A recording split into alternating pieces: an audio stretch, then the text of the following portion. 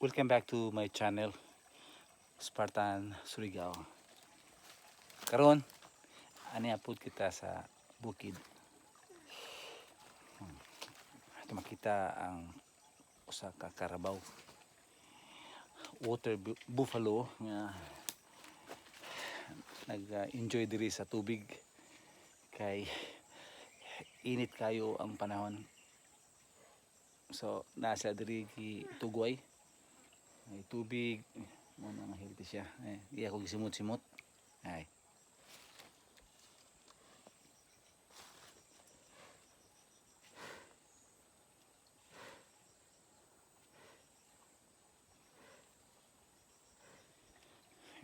Yan ni kay basig musuko ba. Lakaw na ta. So akong my journey today is to visit the water basin diri sa bukid. Anya ang luyo sa water basin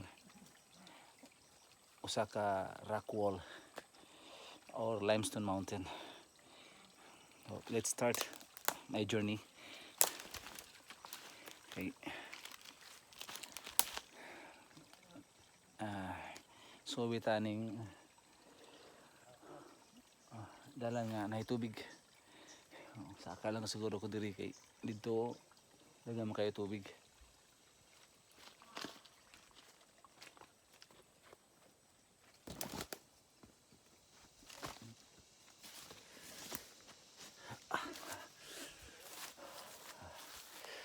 Ito dito ang kabaw.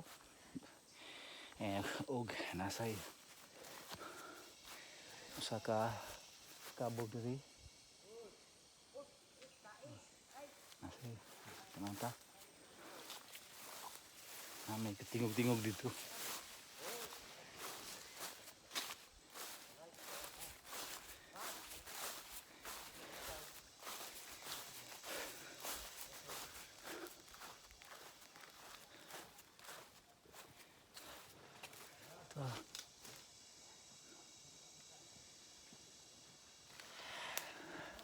Ito hasta sa bukid. So badayon ko.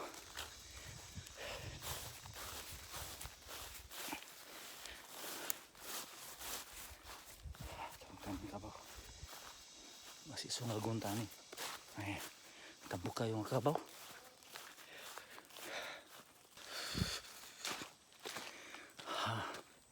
Ikan ko ato lugar sa ubos. And tuara ang kabaw. Padayon ko diri sa pagsulod aning lugar inside the jungle.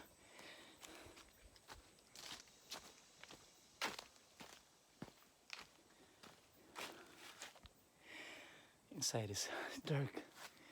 And you can see a lot of big trees here. And nasay karana gyud nga kahoy kay this is an old tree because there is roots na mga bagon but sa English bagon, Bisaya bagon katkaton. Ay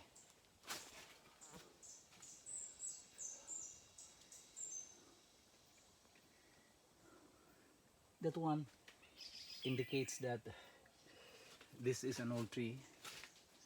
Ang bagon gikan gyud diri sa punuan unya musaka na siya dito sa bukid sa kahoy, bukid kahoy day. Ang bagon gikan na siya sa yuta niya musak mo tapot ni na siya sa kahoy ug paingon sa taas. Walay bagon nga gikan sa taas nagpaubos. Maliban sa nutaas na siya unya nuugat na sad nya kanang ugat mahulog na pud gikan sa kahoy mo nang kapit-kapitan ni Tarzan. Padayon ta dito.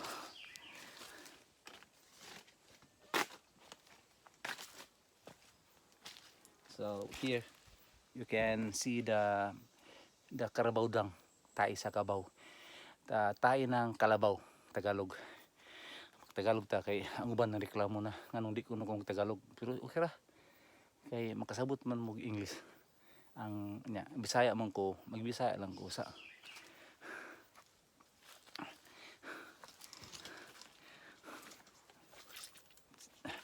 So I need to go up in this mountain. Yung makita mo na kini siya mo na floodway. Mo na agian sa tubig gikan sa bukid during monsoon season. Yun siya moagi mo nang makita ninyo. Na mura siya nabangag. Ang gabangag ani carved by the water. Saka ta dito.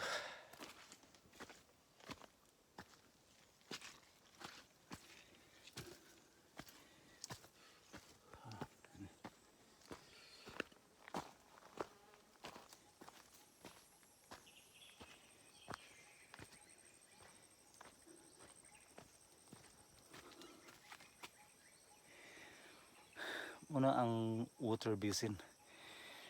Panahon sa monsoon season, pag tig-ulan, mapuno siya og tubig. That area, we will come here so that we can see the visual view of the ground.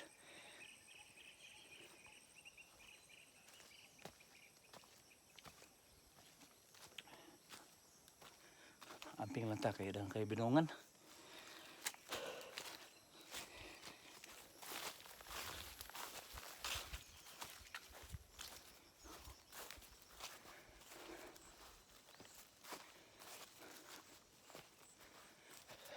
So karon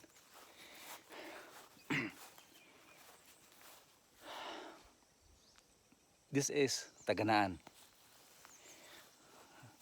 Ang location na ni on the way sa Duyangan. Anya part ni sa sana Laurel. Now we can observe it is green. From the past 2 months, brown kayo ni. Brown kay tingsugaman muna siya nga nauga.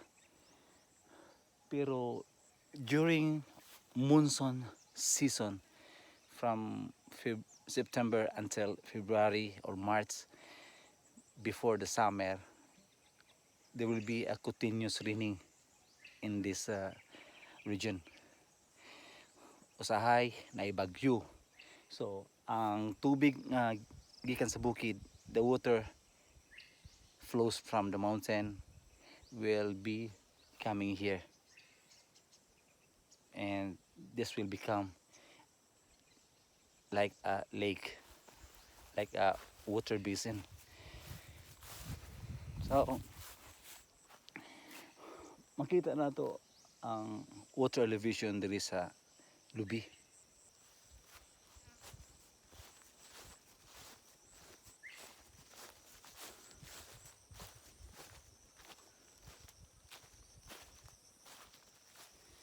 So mo na yung lubi.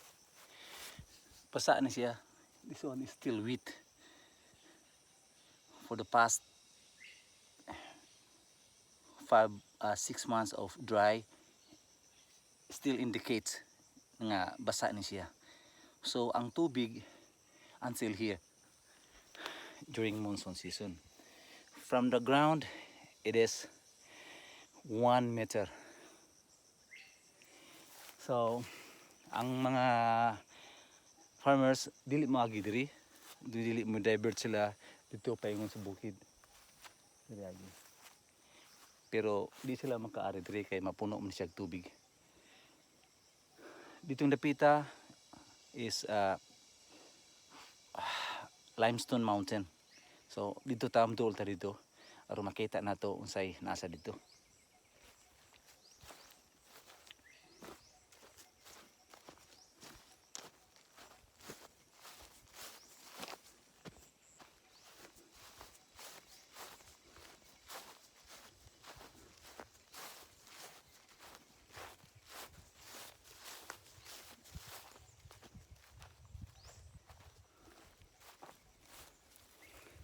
Here you can see the cracks.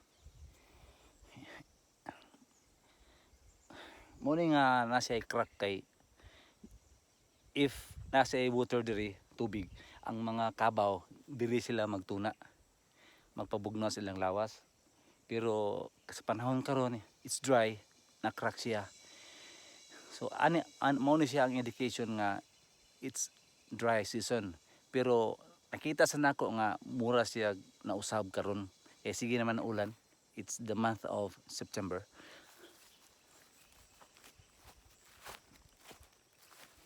Ang cracks nanay tanom. Ini.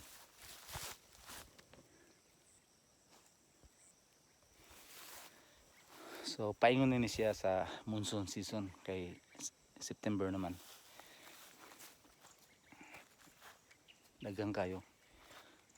Sa mga Tagana-an, this is a good place to visit because this place will indicate the two season, rainy season and which is monsoon from September until mid-March, and the summer season April to August. Lahi ang inyo makita diri kay sa panahon sa monsoon season wa kay makita nga green. Ang imong makita diri tubig ra gyud, it's water. Sa mga nagpuyo diri na nay mga balay dito, niingon sila nga sa panahon sa monsoon pag napuno siya tubig ili na siya buhian og isda nga tilapia. So ang tilapia for 6 months mabuhi gyud diri, mudako. Then paingon na pud sa summer magka-dry ang yuta diri. So adto to sila dito magtapok ang tubig dito sa unahan. Abot sa unahan ila dayon dito. So magtapok ang tubig, adto pud ang tapok ang isda dito. Dito nila kuhaon atong dulon.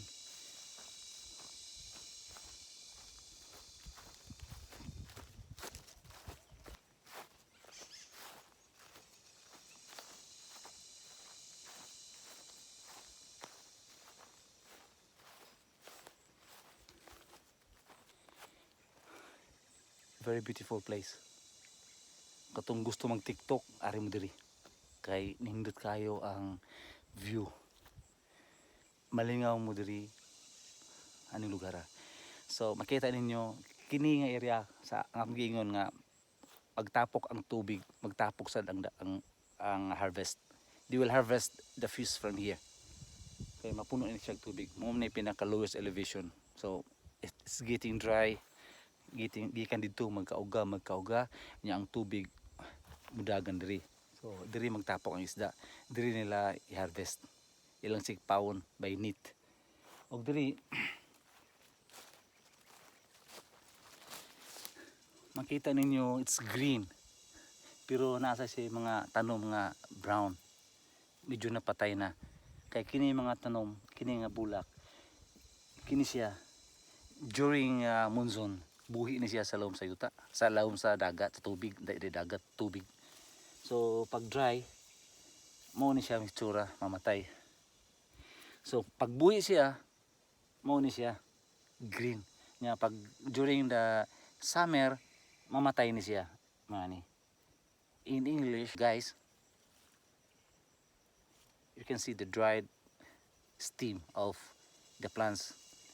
And this plant is this one, if alive. This plant can stay under the water alive during monsoon season, but during summer it will die and looks like this. That's why you can see different kind of view or plants on the ground, brown, black and green. That's all.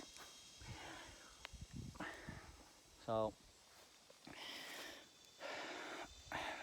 as I said, kapoy akong kamutsa.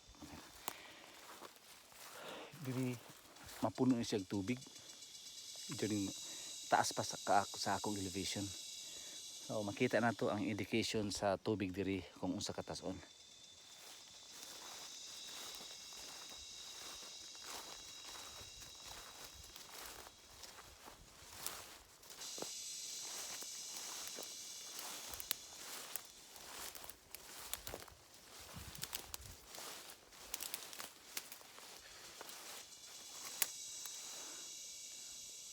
You can see I am standing on the ground, but you can see this brown line. This is the top elevation of the water during monsoon season. Muna daghang kay tubig diri. Paingon dito. During that season, ayaw gyud og ari diri kay lahom ba ni. Wata masayod unsay naa diri, naa pa mga mananap nga nagapuyo usad. So delikado kayo. But if you want to visit to see the scenery with water, monsoon season is the best time to visit here. Muna mingon ko nga duha ka kabuok ang Tagana-an diri. That's why I am very proud for this place. Katong mga mahilig og TikTok, ari mo diri day, ari mo diri dong. Kay ang nature na diri. This is Tagana-an. To those who wants to visit this place, just come to the town first and ask for a guide to bring you here in this mountain. This one is 6 kilometers from the center of the town. There are two different ways.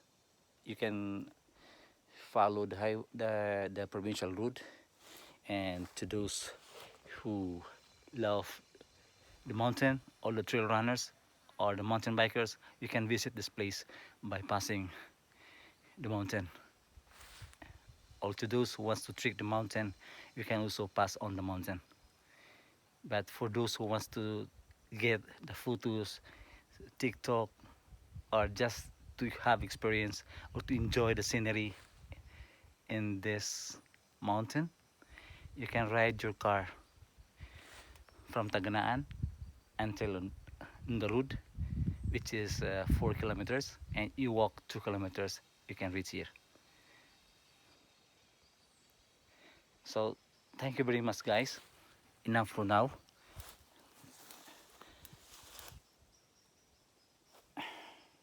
I hope that you like this presentation.